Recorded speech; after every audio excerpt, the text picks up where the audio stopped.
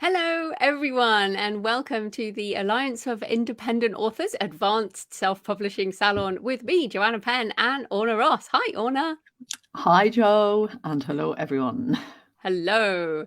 Well, this evening we're talking about or today, whenever you're watching this, the stages of the writing craft. When is it worth rewriting, and how does the rewriting process work? Because both of us have been going through a few rewrites, and we thought we should talk about that since it's kind of a craft topic today, but also mindset as well. But as ever, before we get into that, we're just going to talk a bit about what's going on. So, Orna, what's going on with Ally? Ally is gearing up for our 10th anniversary celebrations. I was calling it a 10th birthday, and then an editor kindly pointed out to me, no one gave birth. This is an anniversary. So Gotta love the editors. I gotta love an editor. So now it's our anniversary celebrations. So yeah, we're going to be live at London Book Fair on the 6th of April, and then online on the 16th of April at SelfPubCon. We're doing a mini SelfPubCon where we bring all the fun of the fair to all our members and followers around the world. So looking forward to that. As part of that, we're about to launch a 10-word story competition, and that'll be good fun. We're looking forward to seeing entries into that, and we will be sending emails, and blog posts and everything will go up in the next day or two. So start sharpening your pens and thinking about 10-word stories. We'll have some advice and tips about how to do those, and look forward to lots of entries. Fantastic. Right. Well, obviously, we're talking about rewriting. I rewrote Stone of Fire, and then I've just also rewritten Cryptobone, my second novel, which has gone to my editor. And I've got one more to go, the first three novels that I ever wrote over a decade ago. And we'll talk about why you would rewrite in a minute. I'm also working on my J.F.Penn website. I reckon like last year we talked about my main website and your website. It's like it's been 9 years since I did my fiction website, and the old theme is coming to the end of its useful life, as in it stopped being supported. So that's like used to call it a burning platform in IT, which was when you can see the end coming and you really have to do something about it. So that's been forced upon me. I've also another kind of burning platform thing for people, Ingram Spark, who are wonderful sponsors. We love Ingram Spark. They are changing their pricing on March the 3rd, which is just as we record this in 2 days' time. And so if it's been a couple of years since you've updated your Ingram Spark print prices, now is a good time, because I went in and discovered that some of my older books, the profit was just tiny because of paper prices and inflation. So that's just a little tip, because this is the advanced salon. Those of you who've been publishing a while, go in and check your print prices. I'm also going to do it on KDP print, because I presume the same. I mean, it's still paper, right? Is that something you've heard from other people about? Oh Print yes, very prices? very much so. Everybody, lots of people are getting notes from Ingram actually to say that they've gone into a negative compensation. But the point is that Ingram will only write you when it hits that point, and may not write you about every book. So it's definitely something to check. Paper prices are affecting printing of everything around the world. It's a global issue, and it's not going to go away. In fact, it's going to get worse. So books, I think, they have these hard price points in the shops, particularly, not so much online, but they're going to have to adapt. Print books are going to have to adapt. And of course, the gap now between print and ebook will also widen. So yeah, it makes selling print maybe a little trickier. And it also means it's worth looking at how you are putting the book together, because sometimes a change in the size of your font or the size of the trim size of the book can actually make a book a lot better value. It's worth playing around with that a bit, particularly if you feel you're going way out of the price range for your genre. There you go. Not a pricing show, but lots of pricing tips today. Sorry. No, it's fascinating. I mean, and so what else? What's going on for you personally as Orna Ross? Oh, me as Orna Ross. Well, writing me is very caught up with nonfiction at the moment because we're updating. Speaking about updating, which we are all of this show in a bit, and we're updating the ally guides at the moment, and that takes some time. But I did get another two of my 12 poems to inspire series out, so that will be five now. And so I'm really pleased about that. And then I'm off poetry and over on to fiction.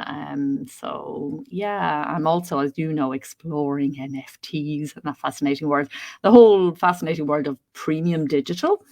And so it takes you down many a strange path. And I find I've spent hours looking at something and come back with absolutely no decision made. So Well, we're still in the thinking stage, aren't we, around yes, NFT? yes, yes.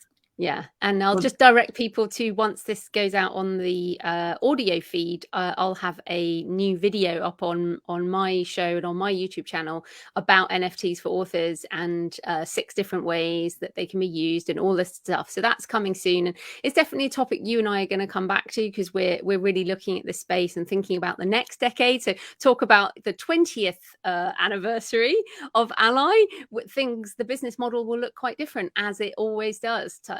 Time marches on and all that. And of course, time marches on this evening. So let's get into our salon. That's a lovely little sieg there. Very good. Okay, so our topic for today is stages of the writing craft. When is it worth rewriting? So let's start with a sort of bigger question of why might we want to rewrite a book? Because does it really matter if books are out of date? Readers understand that books age.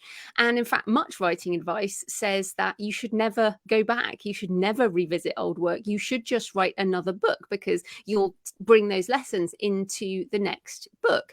So, Orna, tell us what you're rewriting and also why you want to rewrite it.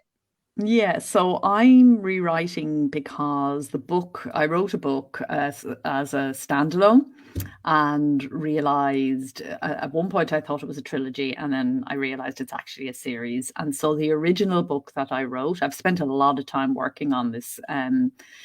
In the background, there's nothing to show for it as yet, except the original book. But the original book now, the end needs to go into the next part of the series, and the beginning needs to go into the earlier part of the series. And so I'm left with this kernel, which is operating quite differently. And also the narrator is featuring in quite a different way in the book. So it's a very practical reason, really. It's called Her Secret Rose, and it's the story of, I'm not going to go into it in any detail, but there's a central love story, W.B. Yeats, Maud Gonne, and it was pretty much just about that relationship. But it just wouldn't let me go. I didn't really want to rewrite it. I really wanted to move on. I actually had another trilogy that I needed to finish, and it was very pressing, but this kept coming up and coming up and coming up. And so I just found myself working on it all the time. So that's where it's got to now, and it's a much more ambitious project now, and I like that, and I've just decided to go with it. So that's mine. Tell us about yours. It's a bit more it's conventional reason to go back, I think.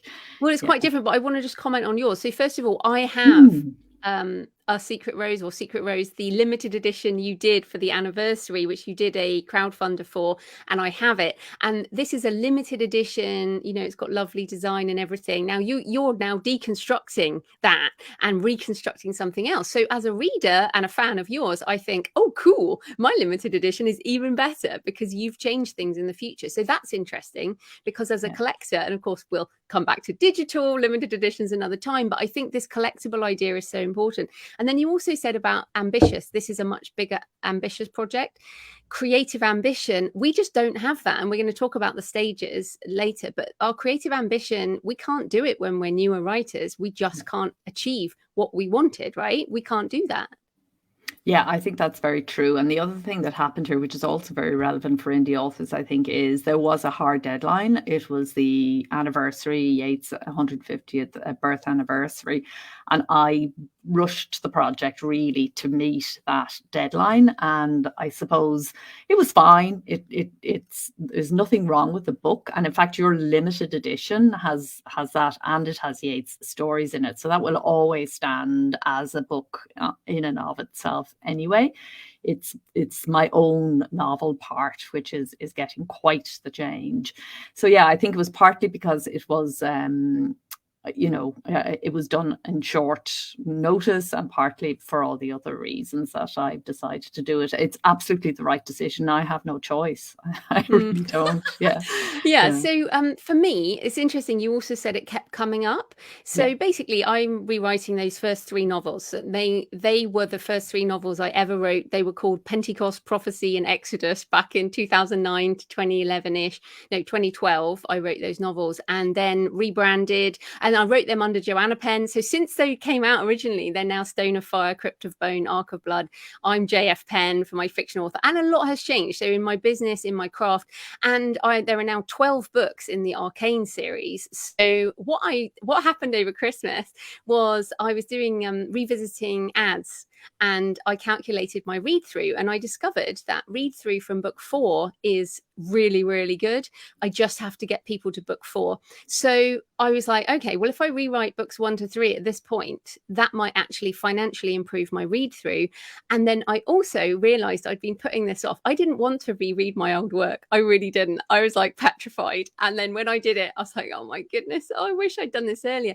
But like you said, this is not, the books are still good. If you look at my reviews, they're still great. They, 4.1 star average or whatever. Stone of Fire is also my perma-free on all stores. So it's a very important marketing asset for me and for bringing people into J.F.Penn, and my craft is better. So by rewriting those 3 books, I'm kind of giving my brand a bit of a repaint, proving to myself that I have some writing craft these days, and also hopefully improving read through, which will mean my ads can generate more income. So I guess all of that is important. But any comments on that, or why? Let's talk about nonfiction as well. Yes, exactly. And poetry indeed, because I also, as I said, we're updating the ally books. And I think this is something that happens with nonfiction in lots of, particularly how-to nonfiction in a techie sort of area like ours. It's inevitable that you're going to have to do updates, which sometimes turn into, complete and utter new books, new ISBNs, new everything, because you go back in, you think nothing's changed. You go, oh my God, really? You look at it and you say, 2 years ago, this is what we were thinking, really? It's fascinating. And you and I are both fairly ahead of the curve, but it just moves so quickly. So that's, I think, a reason that nonfiction writers are going to come up against this very often.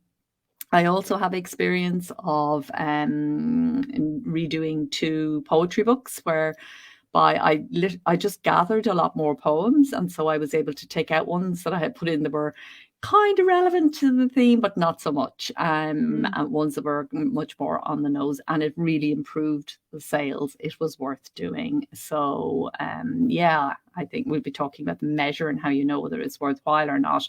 But it so much depends, doesn't it, on your reason for doing it, and you can have so many different reasons to actually go in there. Yeah. Okay. So this is the big question then, because I've had a few comments. I did my own show, like an in-depth show on my rewrites last week, and I had a comment from someone that said, well, why didn't you edit your book in the first place? and it made me kind of facepalm, because for that first novel, I used a lot of editors. I used like 3 different editors on that first novel. I've used multiple editors across the 3 novels and more over the years. I actually, one of those went to an agent, and there were things that I've worked on those books over the years. But her point kind of suggested to me that it was a very simple question of just fixing typos. And the bigger question is, does that mean we shouldn't publish our early work? Should we wait and wait and wait and edit forever? Yeah, well, I think your questioner misunderstands the difference between an edit and an edition. So they are 2 different things, and so I definitely don't think we should wait and wait and wait and edit and edit and edit. Absolutely not. There are people who say, look, indies, write 3 books in your series before you put them out there, because you will learn a lot in the doing of that. You can go back and get number one a little bit more shiny before you put it out there. And also from marketing perspective, really, it's going to be very tough to market book one and book two anyway. So why not wait until you have three? You know, it's a way to do things, but I just don't think there is. I think at least 85 to 90% of independent authors are not going to do that. I think Just it's not just patient asking. enough. Like, no, Sorry. not patient enough to wait. No, it's asking an awful lot of somebody, you know, because the whole thing of writing a book and getting your first draft done, your final draft done, and then going through the whole publishing process and then saying, okay, I'll put that aside now and I'll work on number two. I just don't think anybody has that kind of, and I don't think it matters. I think a lot of that is because traditionally it was so difficult to republish. And so once it was published, it was out there, it was gone forever. You know, it's a very different sort of world. So then you were kind of judged from that moment onwards, kind of thing. Whereas publication is part of your creative process, it's part of your growth, and you can go back there and you can change. Doesn't mean you should or you have to, but because you can, I think, yeah, off you go, kind of thing.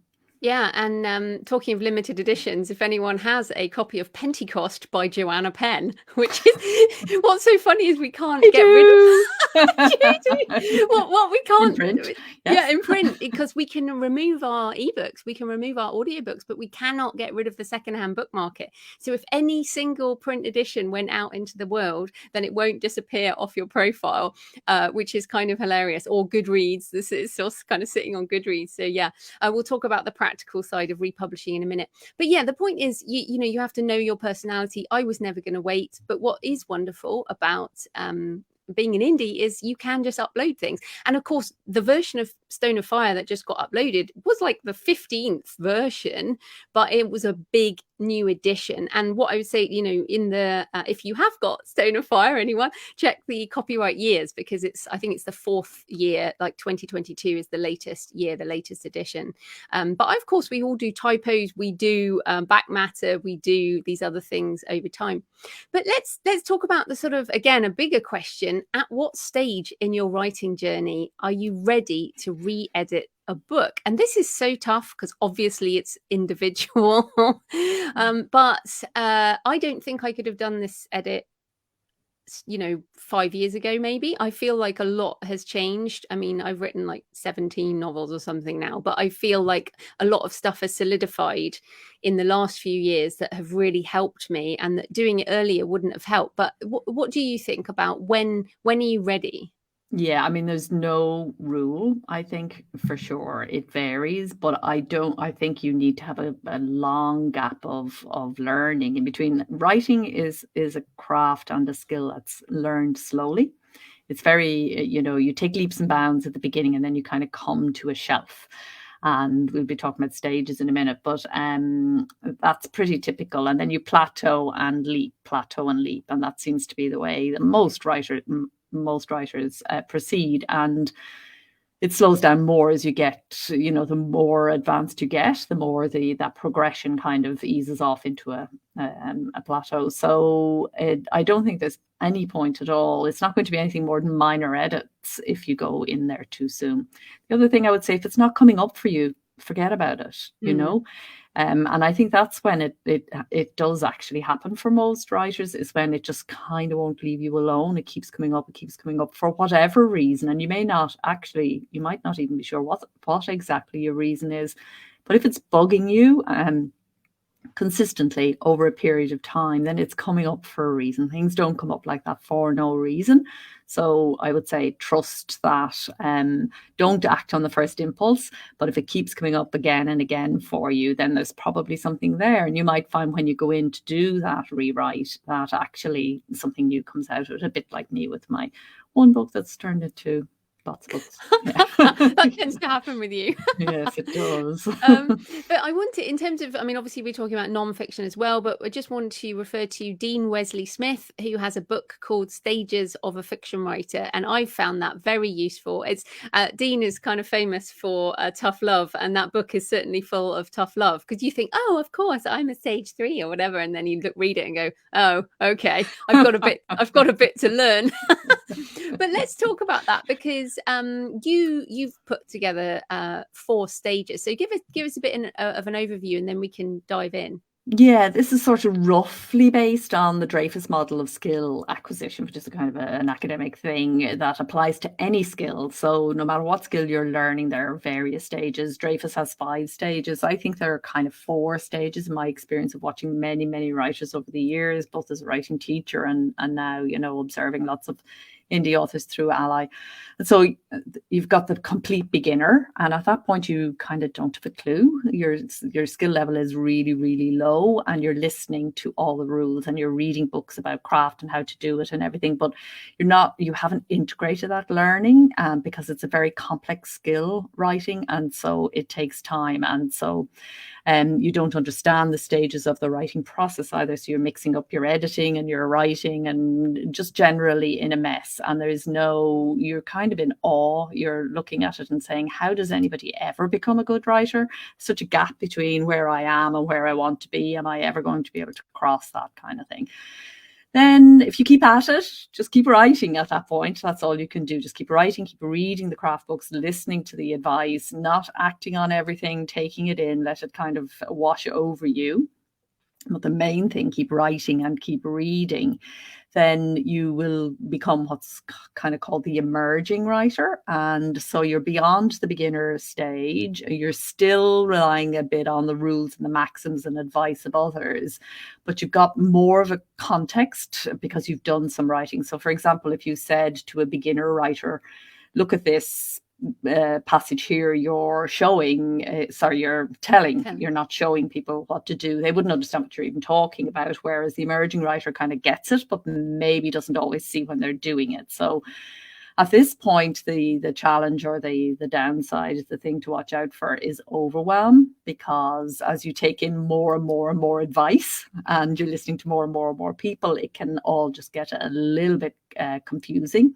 So you stick with that, you keep reading, you keep writing, and eventually you develop competency. And at that point, you're kind of getting comfortable with your own process and with the writing process itself and with the practices that work for you and the things that don't work for you. And you now know, if somebody comes up with a piece of advice, you now know, that's not me, that kind of thing.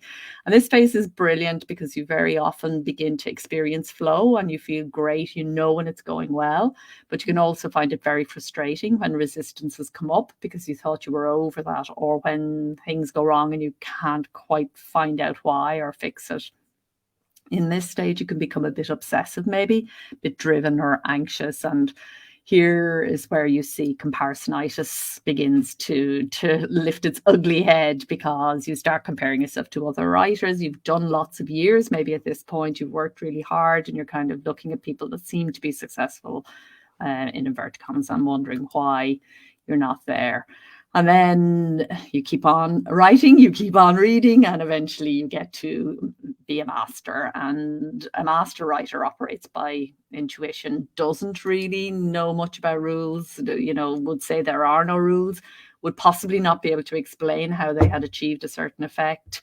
They're thinking about the reader, they're thinking about how they're going to kind of get them where they want them, make them cry, make them laugh. It all becomes about the reader then more, and less about thinking about what you're doing yourself. So less attention. You might enjoy playing with sentences or playing with a structure or plot, but it's all done with a sort of a design. The other thing about the master writers, they usually have about 12 projects lined up that they're looking forward to doing, and they're dying to get to the end of this one so that they can get on to the next one. Yeah. Oh no, that's a good overview. Just coming back on a few things. My my personal trainer said this the other day. We were talking about lifting years. So I do lifting weights, and he's a decade younger than me, but he has 25 years on me in terms of lifting.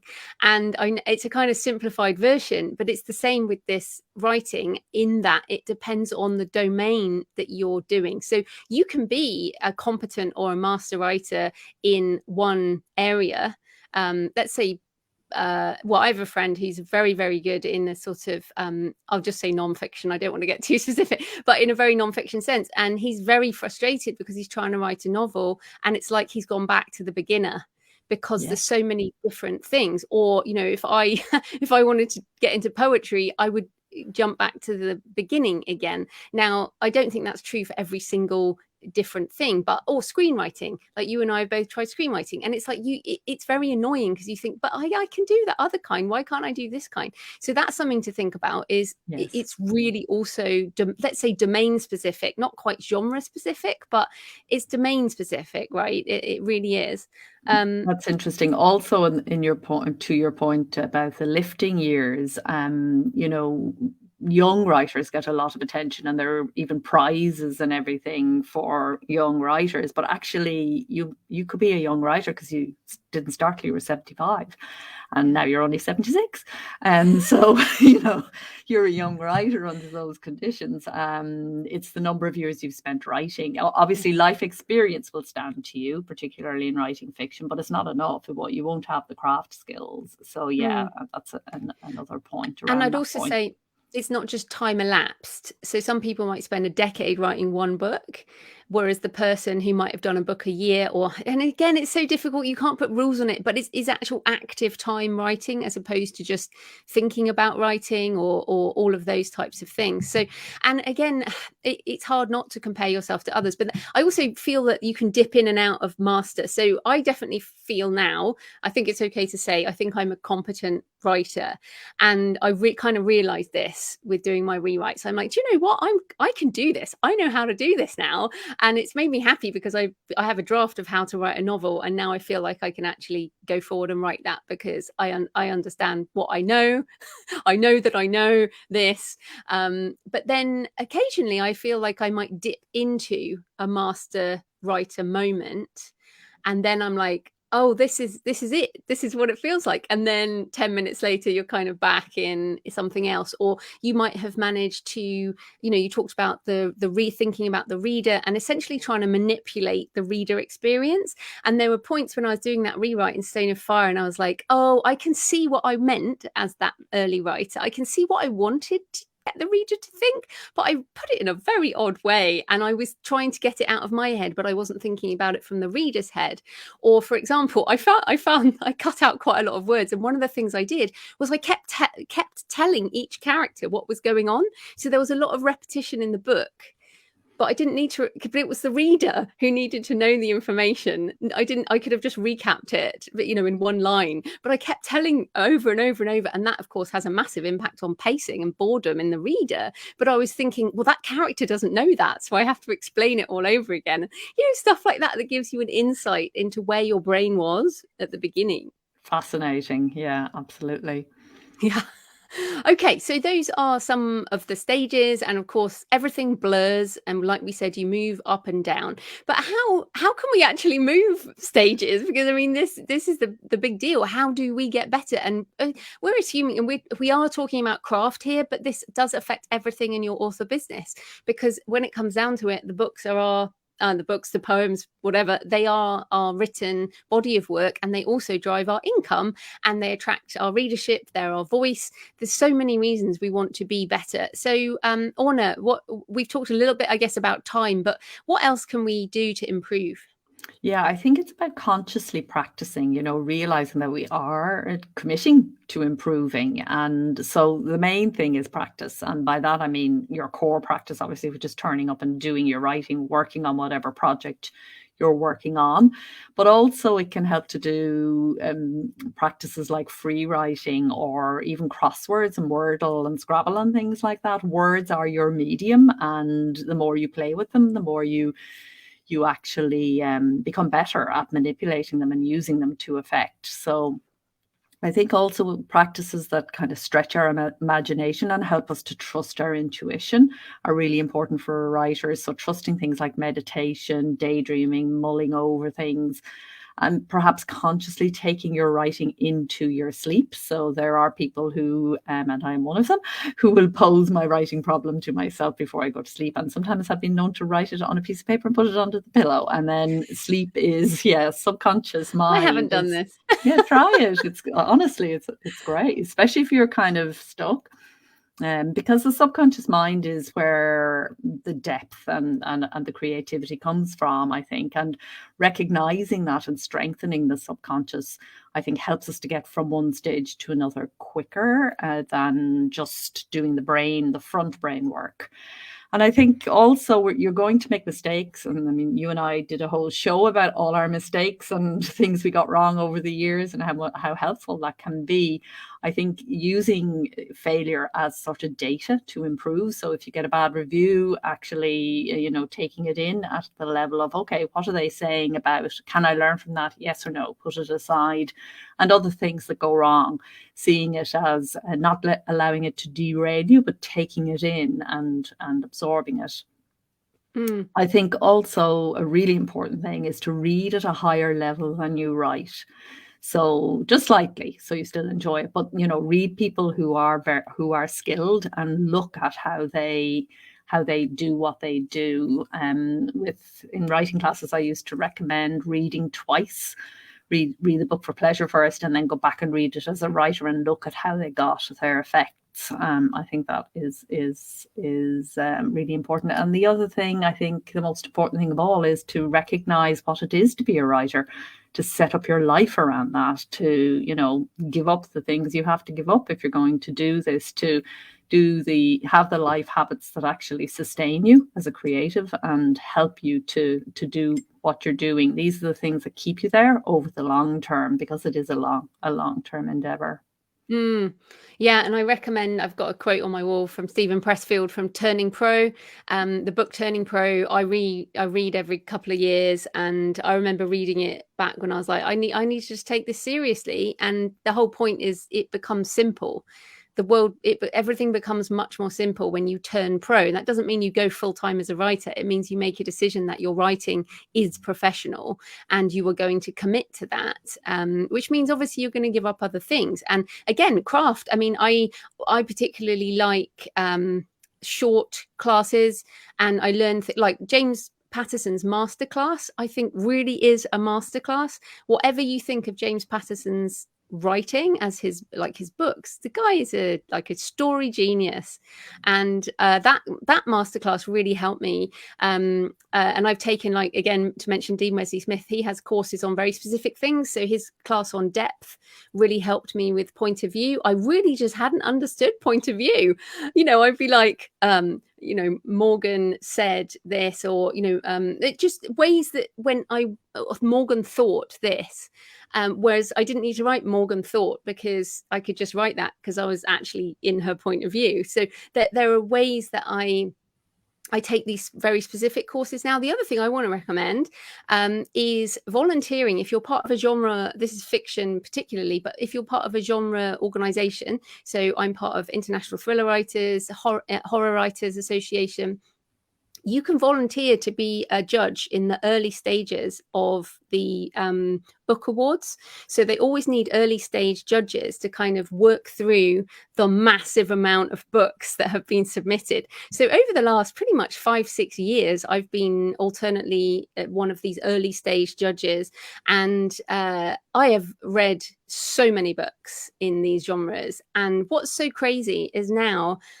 I think this is what agents must feel like as well, is I can read a page and I know whether or not that's going to go any further. And very often I will be able to, it all goes forward into the process. I'm never a top judge, people. Nobody send me anything. But it's like, I can tell. And I've learned so much from being part of that process, and that picking up books that I would never have picked up otherwise, and just learning from that. And I know you do a lot of judging too. Does it help you with insights? Yes, I have done in the past, and I worked as literary agent in the past as well. But I think specifically in your genre is a great tip, Mm. because if you're reading more widely across the range, you don't get the same level of feedback. But I think you would agree. I think every writer agrees that improvement is mostly a matter of writing. Yeah, There is no absolutely. shortcut. Just turn up and do the dang thing. Yeah, absolutely. All right. So, what are we discovering as we rewrite? So, I guess I've mentioned a few things there. I have deepened. I mean, if you read Pentecost or Stone of Fire, you don't need to read it again. The story's the same, the characters are the same. But what I did was deepen the character and the emotion and the point of view in the scenes. I also leaned into my voice. I did not know what my voice was in those early books, and I've expanded on themes that now I know I can lean into. So for me, that is good versus evil. Like, I've gone much like Crypt of Bone, which was already pretty evil, is now like, I'm like, oh, this is great, this is so much fun. So that was good. I've also improved my pacing, as I mentioned, and I have got rid of 17,000 words. Which Wow. well, yeah. And also, what's so interesting is I didn't count them as I was doing it. All I did was, when the final book, when I was like, this is it, this is done, and I worked with an editor and everything, I'm like, this is it. It was 55,000, which is actually the length of what I write now as a full length book. So I feel like I've done exactly the right thing. I got rid of like extensive research info dumps, and now I know how to include my research much more into my writing. Yeah, and then of course there's a lot more detail of craft, like passive voice to more active. So Morgan was walking to Morgan walked, which turns 3 words into 2 words. So if you do that throughout a manuscript, you can get rid of a lot of words. Now, it's not about getting rid of words for the sake of it. It's just that, that happened through improvement. So I've definitely discovered a lot of stuff there. What about you?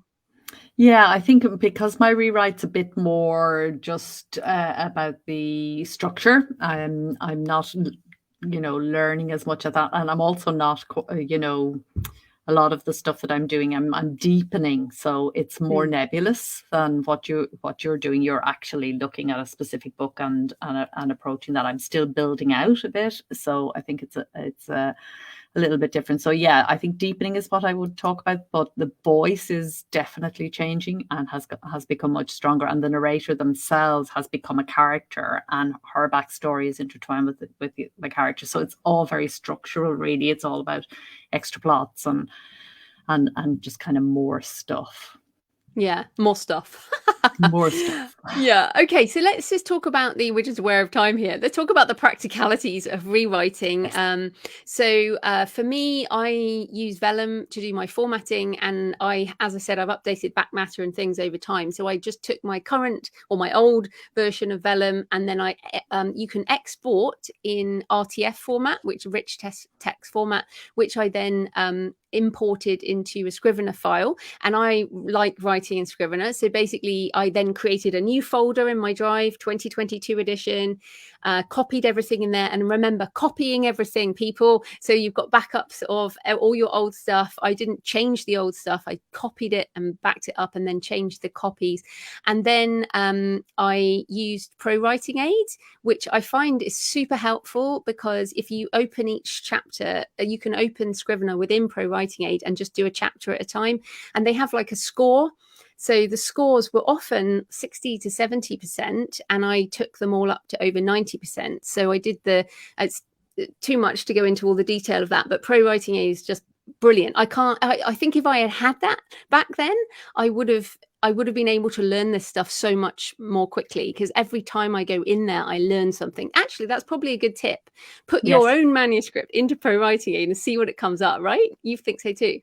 I use pro writing aid on pretty much everything. I do think when you get into more creative writing, it picks up Yeah. on stuff that, you want to leave there, but it's always good to be asked and to be questioned. So yeah, I think it's fantastic. Yeah, for sure. Yeah, so just to finish my process then, so I Mm. did the edits there. I also rearranged things and basically did quite a big job between Scrivener and Pro Writing Aid. Then I printed the whole manuscript out and hand edited it put the changes back into Scrivener, printed it again, hand edited it again. This was a pretty long, this took me about 5 weeks. And then I sent it to my editor and then did the changes. And now it is out in the new edition, which I'm so happy about. And I just finished Crypt of Bone, which is here. So that's going too.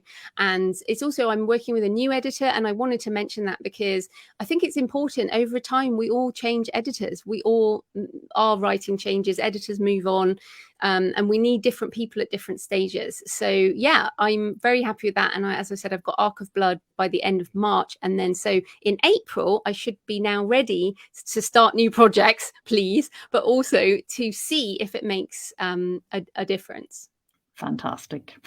So maybe just finish with a few kind of practical tips to say to people, you will need, if you do this sort of massive edition, you do need to update your copyright page. And you also need to let readers know that you have a new edition, and so that people, not readers, but also librarians, booksellers, everybody knows that this is a new edition of this book. You need a new ISBN for your print edition, and we would recommend also for your ebook edition for the same reason, so that if a library wants to order your ebook or whatever, they can actually get the one, the updated one and not the earlier one. I just want to add on that though. Yes, what else? This is a problem because if you update your ebook ISBN and your print ISBNs, you would lose your reviews unless you manage to get Amazon to move them over, and that is a job in itself. So personally, I did do new print ISBNs, but I just uploaded my files again. Also, when I published what was Pentecost in 2009, I didn't use ISBNs, so there never has been an ISBN on that book. But yeah, I would really caution on you have to decide, is this really super, like if you have terrible reviews, then of course you want to do the ebook with new ISBNs. But yeah, that's my caveat on ebook ISBNs. If you do a new one, you might struggle to get those reviews, whereas print is quite normal. Print is okay, but I think Amazon's pretty good. I mean, when you ask, they generally tend to bring the reviews over for a new edition. It's personally, I wouldn't. I mean, I have so many reviews on that book. I'm like, I am not doing anything to jeopardize it. Okay, but yeah. So we disagree on that, which is amazing. I like disagreeing on things. So just on KDP Print, you can unlink those old editions and then delete them, and then link a new edition, which is really good. What do you think about audio? Yeah, and you mean in terms of going back in now and you have to redo your audio? Yeah, it's not a problem that I've had because I've only literally started doing audiobooks, so I hadn't done an audiobook on Her Secret Rose, so it doesn't arise for me, and we're only just putting the ally books into audio as well. So I don't know. What are you going to do? Well, I'm at the moment, I'm not going to do 3 full-length novels in audio right now. I mean, financially, that's quite a big commitment. Yeah. So I'm going to think about it and make a decision once I see what happens. So we should just, we should also, people always say, don't readers get really angry? No, they don't. Most don't even notice that you've changed because they've either read it or they haven't or whatever. So most people don't even notice. I put on mine previously published as Pentecost, that was years ago, and then the copyright date or whatever, and you can see on Amazon and all the stores, you see a date when it's published, so that will also help. But I don't think readers care, but we should just revisit what we talked about, measuring success, and how do you know that the rewrite has been worth it? So what do you think on that? I think it's a good idea, once you know that you are going to do it, that you're very clear in your mind why you're doing it, and whether it's for you or whether it's for somebody else, whether it's for a financial reason, whether it's because you can't bear the idea that early work is out there in the world, whatever the reason is, getting very clear about what it is, or you may have more than one reason, and then afterwards looking and seeing, did it actually achieve anything? Because the last thing you want to do is start, say, re-editing all your old work, and it actually is just a big time waste. Yeah. So if you don't, and it could be, you know, I think it's something not to do lightly.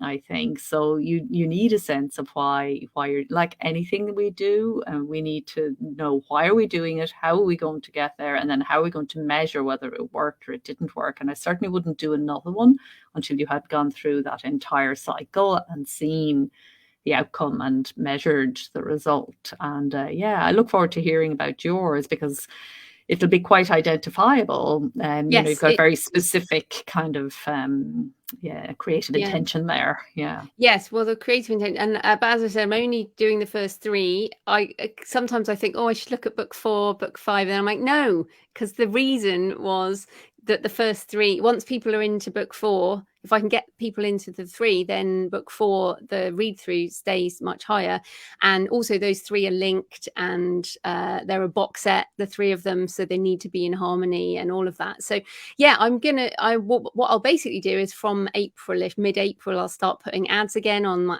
perma free book. And then I guess what I'll do is I'll later on in the year, I'll report back on how things have improved. And look, to be honest, even if they don't improve read through and sales, I've learned a lot from revisiting my writer self of over a decade ago. And as I said, I'm going to get on with how to write a novel. That in itself is brilliant, because that one has been stalled. So if it's Yes. going to push you over that hurdle, it was worth it for that alone, right? Yeah, absolutely. Okay, great. So we're out of time. Next month, we'll be on the second Tuesday of the month, because we'll be at London Book Fair the week before. And then we will be reflecting on our what we learned at the book fair and the 10 years of the Alliance. And yeah, it's going to be a big week. So I guess we hope to see some of you at London Book Fair. Is there anything else you want to say on that, Orna? No, just yes, we hope as many of you as possible will come. Obviously, we know that lots of you can't, but we will, as I said, be bringing all the fun of the fair will be online on the 16th, which I think is just after our chat on the Tuesday. So the weekend after that, we'll be bringing Not it. all the fun of the fair. There's a Not few. all the fun, all the indie self-publishing related fun of the fair. Yeah. Excellent. All right. Well, I guess thanks for joining us today, this evening, wherever you are in the world, and happy writing. And happy publishing. Bye We'll see you bye. next time. Bye.